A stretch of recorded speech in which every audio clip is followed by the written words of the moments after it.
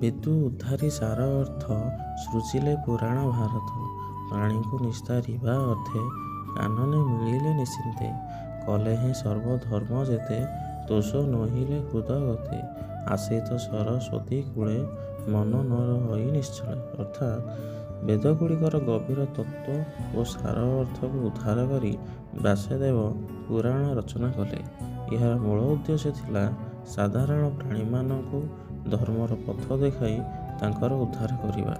ସେହି ମହାକାର୍ଯ୍ୟ ପାଇଁ ସେ ନିଶ୍ଚିନ୍ତ ଭାବରେ ବନବାସ ଗ୍ରହଣ କଲେ ଏବଂ ସରସ୍ୱତୀ ନଦୀରେ କୂଳରେ ଆଶ୍ରୟ ନେଲେ। କିନ୍ତୁ ଏତେ ସମସ୍ତ ଧର୍ମଗ୍ରନ୍ଥ ଓ କର୍ମକାଣ୍ଡ ରଚନା କରିଥିଲେ ମଧ୍ୟ ତାଙ୍କ ହୃଦୟରେ ସମ୍ପୂର୍ଣ୍ଣ ସନ୍ତୋଷ ଆସୁନଥିଲା। ଏଥିରୁ ଜଣାପଡ଼େ ଯେ କେବଳ ଧର୍ମକର୍ମ ନୁହେଁ, ଭଗବାନଙ୍କ ପ୍ରତି ନିର୍ମଳ ଭକ୍ତି ହେଲେ ମାତ୍ର ମନୁଷ୍ୟ ମନରେ ସତ୍ୟ, ଶାନ୍ତି